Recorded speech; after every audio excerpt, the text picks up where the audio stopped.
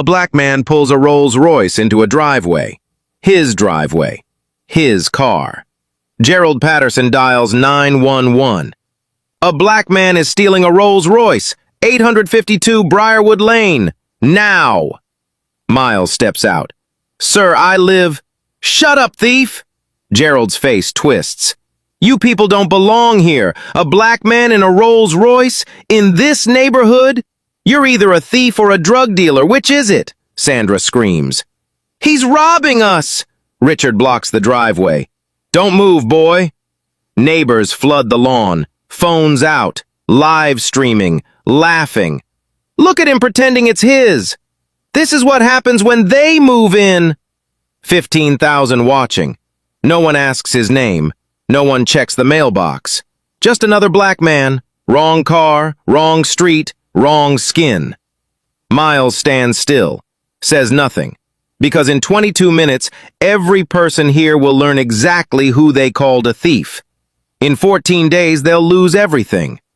Some mistakes can't be undone. The afternoon sun catches the hood of a $450,000 car, and behind a curtain, a hand reaches for a phone.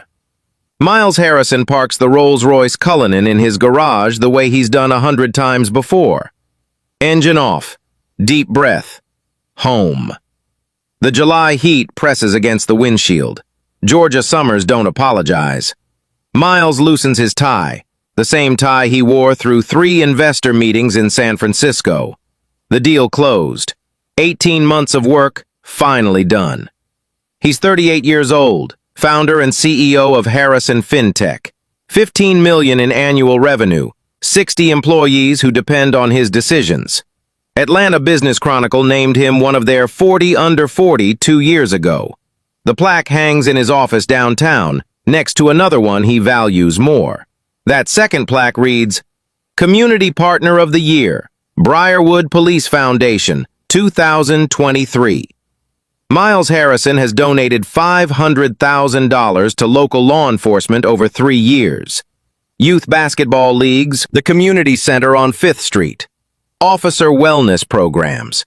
He believes in building bridges. He believes in showing up. What he doesn't advertise, his seat on the board of Whitfield Industries. Whitfield manufactures precision components for aerospace and defense. 3,000 employees. Headquarters 40 minutes from this driveway. Miles joined the board 5 years ago after helping them navigate a PR crisis. They owe him. They remember. His cufflinks catch the garage light. Small detail. Gold, with the Whitfield logo. A 10-year board service gift. He wears them to important meetings.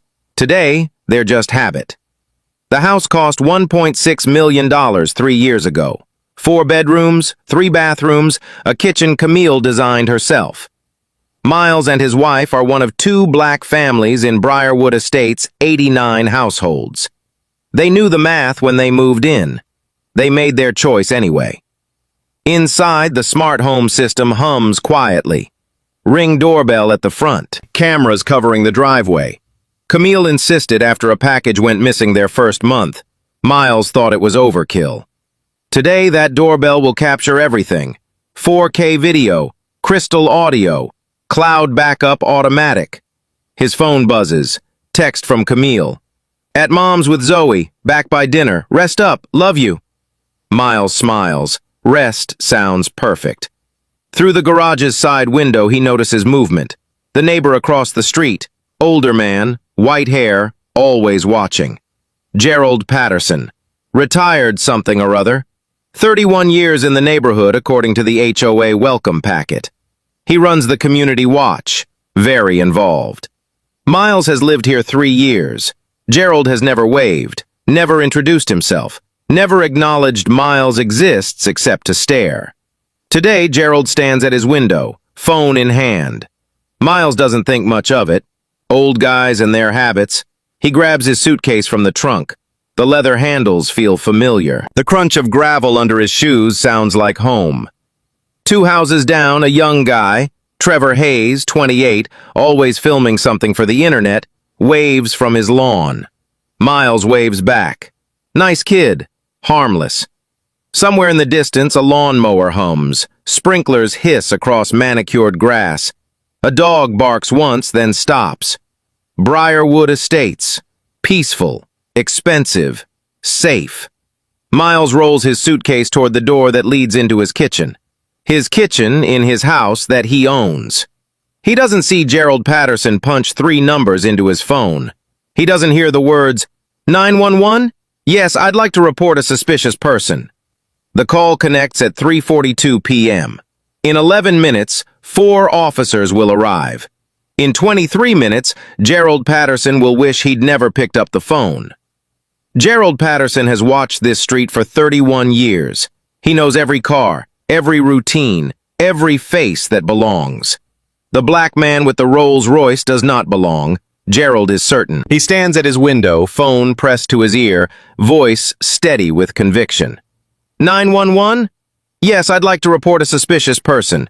Black male, late 30s, just pulled a Rolls-Royce into 852 Briarwood Lane. There's no way that car is his. Probably stolen. He's going into the garage now. You need to send someone quick. The dispatcher asks clarifying questions. Gerald answers with impatience. I've lived here 31 years. I know what doesn't fit. Just send someone. He hangs up, satisfied. But Gerald Patterson is nothing if not thorough.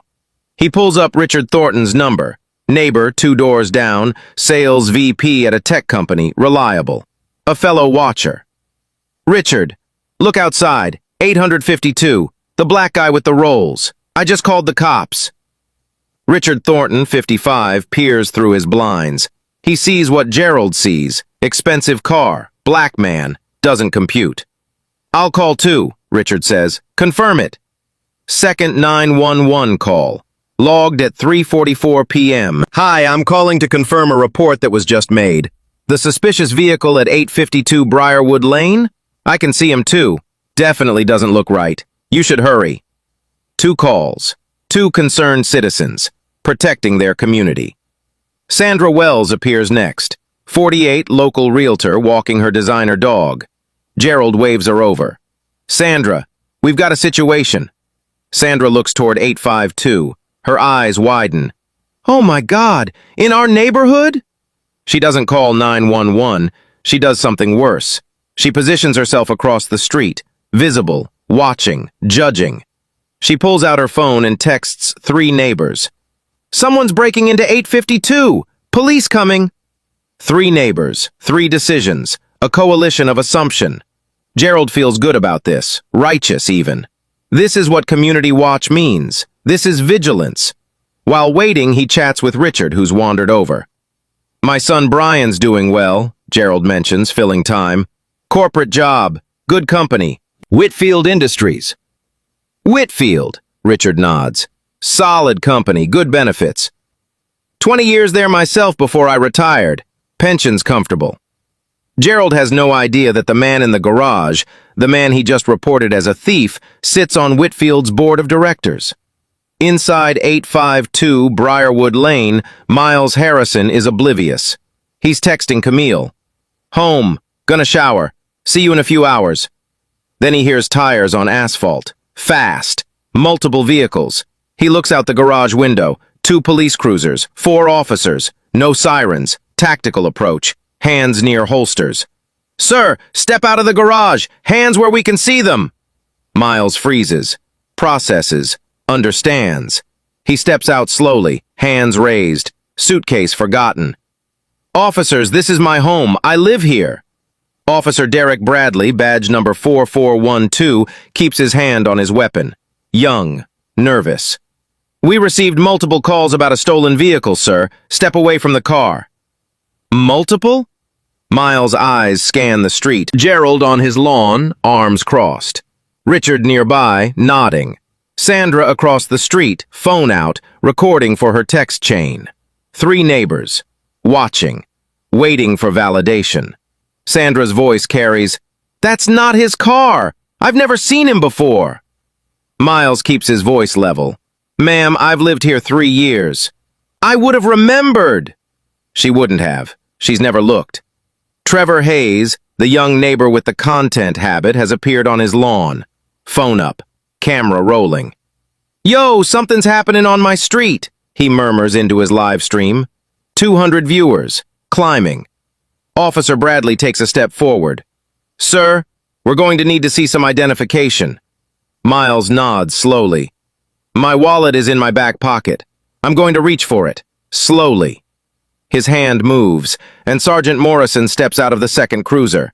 Sergeant Morrison looks at Miles Harrison, stops cold. His face changes, and Gerald Patterson's perfect Saturday is about to become his worst nightmare. Sergeant Morrison is 45 years old, 22 years on the force. He's met a lot of people in Briarwood County. He's met Miles Harrison. Wait! Morrison's voice cuts through the tension. Mr. Harrison? Miles Harrison? Officer Bradley's hand hovers near his holster. Sarge? Stand down. Morrison's tone leaves no room for debate. Now! Bradley hesitates. We got 2 separate calls. I know who this is. Morrison is already moving, posture shifting from tactical to apologetic. Mr. Harrison, sir, I am so sorry about this. Gerald Patterson watches from his lawn. He can't hear the words, but he sees the body language transform. Officers who arrived with hands on weapons are now deferential, almost embarrassed. Something is wrong. Something Gerald didn't anticipate. Morrison speaks quietly to Bradley. This is Miles Harrison. Harrison FinTech. The community center on 5th Street. The Youth Basketball League. Bradley's face changes. Recognition flooding in. Morrison continues. He's donated more to this department than everyone on this street combined. Gerald approaches, confident, still righteous. Officers, thank you for responding so quickly. I knew something was off about... Morrison turns. His expression is ice. Sir, you called police on a man standing in his own driveway. I didn't know... You didn't ask. Silence. Gerald's mouth works, but nothing comes out. Miles speaks. Voice calm, controlled, quiet power. Officer, I have my license, registration, and house deed.